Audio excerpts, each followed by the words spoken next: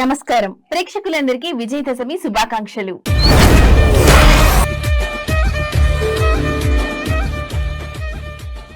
దసరా నవరాత్రులు చెడుపై మంచి సాధించిన విజయాన్ని సూచించే పండగ. ఈ 9 రోజులు దుర్గాదేవి 9 రూపాలైన నవదుర్గలను పూజిస్తారు. చివరి రోజున రావణుడిపై రాముడి విజయాన్ని, మహిషాసురుడిపై దుర్గాదేవి విజయాన్ని గుర్తు చేసుకుని దసరా పండుగను జరుపుకుంటారు. దసరా నవరాత్రి ఉత్సవాలు కొనసాగుతున్నాయి. అశ్వయుజ మాసం పాడ్యమి నుంచి 9 రోజుల పాటు దుర్గాదేవిని 9 రూపాల్లో పూజిస్తారు. 9 రూపాల్లో అమ్మవారిని ఎలా పూజించాలి? శారదీయ నవరాత్రి ఉత్సవాల్లో అమ్మవారి ప్రత్యేకత ఏంటి? దుర్గాదేవి 9 దివ్య రూపాల గురించి ఈ స్టోరీలో తెలుసుకుందాం. ఆశ్వీజ మాసంలో జరిగే శారదా నవరాత్రి ఉత్సవాల్లో దుర్గాదేవిని పూజిస్తారు. అమ్మవారిని 9 రూపాల్లో ఆవాహన చేసి పూజిస్తారు. ఇలా పూజించడం వల్ల ధైర్యం, శక్తి లభిస్తాయని పండితులు చెప్తున్నారు. చెడు ఆలోచనలు తొలగి మంచి ఆలోచనలు వృద్ధి చెంది జీవితంలో విజయాన్ని సాధిస్తారని పండితులు చెప్తున్నారు.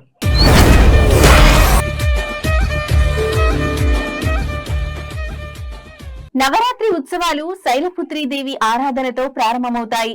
అమ్మవారు హిమవంతుడు పర్వతరాజు కుమార్తె కనుక ఆమెను శైలపుత్రి అని పిలుస్తారు. తల్లి శైలపుత్రి అమ్మవారిని పూజించడం వలన భక్తులకు ఆత్మవిశ్వాసం, శాంతి, శక్తి లభిస్తాయి. ఈ అవతారంలో ఉన్న అమ్మవారు తెలుపు రంగు శాంతి, పవిత్రత, కొత్త ఆరంభం ప్రతీకగా నిలుస్తుంది. తెలుపు రంగు వస్త్రాలు ధరించడం వలన మనసుకు ప్రశాంతత కలుగుతుంది. శైలపుత్రీదేవి పూజ ద్వారా మన జీవితానికి కొత్త ఆరంభం, ధైర్యం, స్థిరత్వం లభిస్తాయి. ప్రతి మహిళలోనూ శైలపుత్రీదేవిలా ధైర్యం, సహనం, శక్తి నింపుకోవాలి. అమ్మవారి ఆరాధనతో మనలోని శ్రీశక్తి వెలుగులు మరింత బలపడాలి. బ్రహ్మచారిణీ దేవి. ఈ అవతారంలో దుర్గాదేవి అమ్మవారు బ్రహ్మచార్యాశ్రమంలో తోటి విద్యార్థులతో ఉండే అమ్మవారి అవతారం ఇది. క్రమశిక్షణ, ధ్యానానికి ప్రతిరూపంగా అమ్మవారిని కొలుస్తారు. తెల్లని చీర ధరించి కుడి చేతిలో జపమాల, కమండలం, ఎడమ చేతిలో కలశం ధరించి ఉంటుంది బ్రహ్మచారిణీ దేవి. బ్రహ్మ అంటే అన్నీ తెలిసింది అని అర్థం. బ్రహ్మ జ్ఞానం, బ్రహ్మ స్వరూపం. ఇలా బ్రహ్మ అంటే అన్నీ అనే అర్థాన్ని నింపుకుని అన్నీ తనలోనే నింపుకున్నదని కూడా అర్థం. చారిణి అంటే కదలడం, ఒక పనిలో నిమగ్నమవ్వడం. బ్రహ్మచారిణి అంటే బ్రహ్మచర్యంలో ఉన్నది అని అర్థం. వచనంలో అర్థమయ్యేలా చెప్పాలి అంటే పెళ్లి కాని యువతి అని అర్థం. బ్రహ్మచారిణీ దేవి బుద్ధిని, శక్తిని ప్రసాదిస్తుంది. సంతోషాన్ని, ప్రశాంతతను, సంపదను చేకూరుస్తుంది. చంద్రఘంటాదేవి. కొత్త బంధాలు, భక్తికి చిహ్నంగా ఈ అవతారం గల అమ్మవారిని పూజిస్తారు. అమ్మవారి నుదుటిపై అర్ధచంద్రుని ఆకారాన్ని ధరించడం ప్రారంభించినప్పుడు అమ్మవారిని చంద్రఘంట అని పిలుస్తారు. తాను ధైర్య సాహసాలకు ప్రాతినిధ్యం వహించే సింహాన్ని అధిరోహించింది. ఈ మాతకు 10 చేతులు ఉంటాయి. ఒక చేతిలో కమలం పువ్వు, మరో చేతిలో కమండలం, ఖడ్గం, త్రిశూలం, విల్లు, గద, బాణం, జపమాల ఉంటాయి. ఈ తల్లి రూపం వైవాహిక జీవిత ప్రారంభాన్ని సూచిస్తుంది. ఇది కొత్తగా పెళ్లైన స్త్రీ కొత్త సంబంధాలు మరియు బాధ్యతలను స్వీకరించడాన్ని సూచిస్తుంది. కూష్మాండాదేవి. కూష్మాండ అంటే కు అంటే చిన్నది, ఊష్మ అంటే శక్తి, అండ అంటే విశ్వం. అమ్మవారు తన శక్తితో ఈ విశ్వాన్ని సృష్టించింది.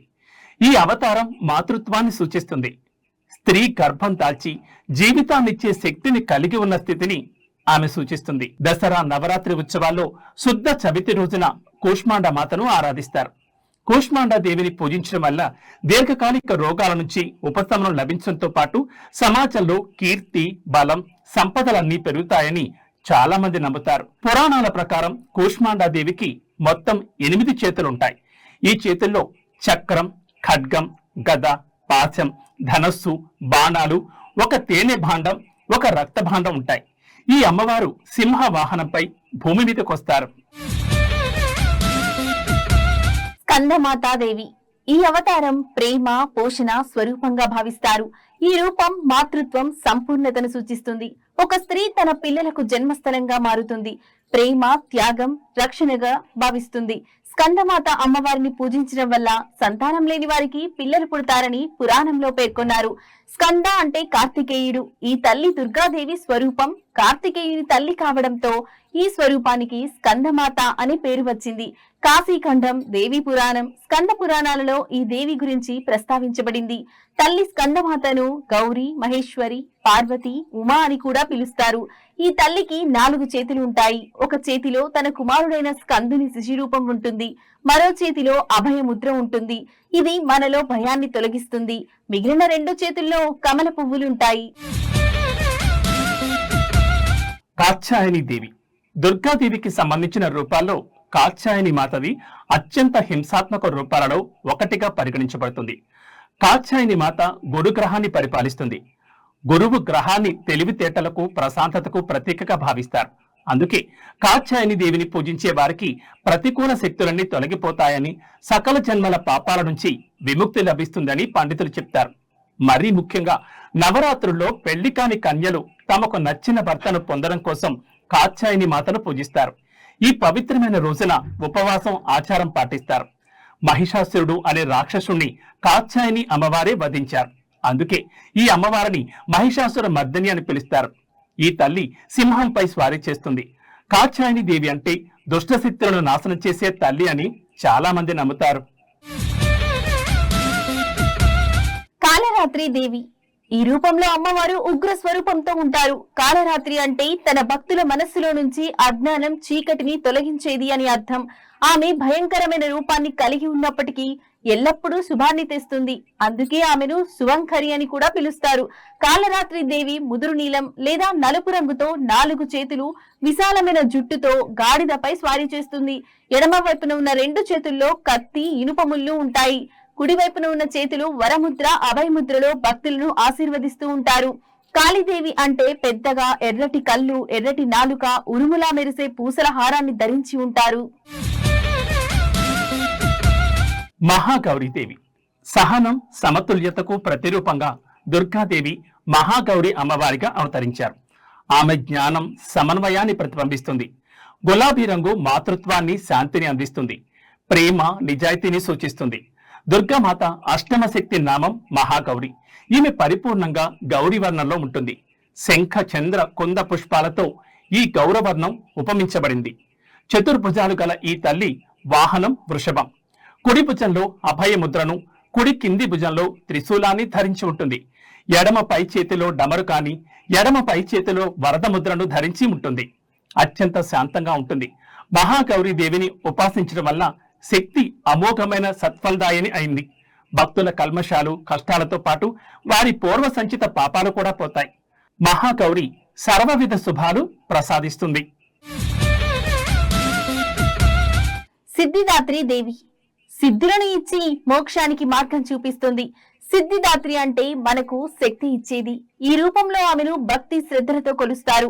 ఈ తల్లి తన భక్తుల జీవితంలో నెలకొన్న చీకటిని తొలగించి వెలుగును ప్రసాదిస్తుందని నమ్ముతారు. సర్వవిధ సిద్ధులను ప్రసాదించు తల్లి కనుక సిద్ధిదాత్రి. పరమేశ్వరుడు సర్వ సిద్ధులను ఈ దేవి కృప వలనే పొందాడని దేవి పురాణంలో పండితులు చెప్పారు. ఈమె కుడివైపున ఒక చేతిలో చక్రమును, మరొక చేతిలో గదా ఉంటాయి. ఎడమ వైపున ఒక చేతిలో శంఖమును, మరొక చేతిలో కమలము ఉంటాయి. నిష్ఠ, భక్తితో సిద్ధదాత్రి దేవిని ఆరాధించిన వారికి సకల సిద్ధులు కలుగుతాయని పురాణాల ద్వారా తెలుస్తుంది. దసరా నవరాత్రుల సందర్భంగా అమ్మవారి అవతారాల గురించి తెలుసుకున్నాం కదా. ఈ విజయదశమి అందరి జీవితాల్లో విజయాన్ని తీసుకురావాలని మనస్ఫూర్తిగా కోరుకుంటూ నమస్కారం.